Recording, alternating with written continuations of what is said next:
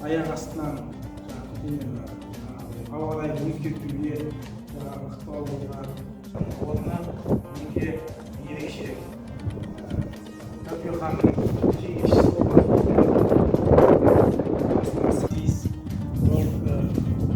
300-дік түрі болған. Негізі 17-ші ғасыр.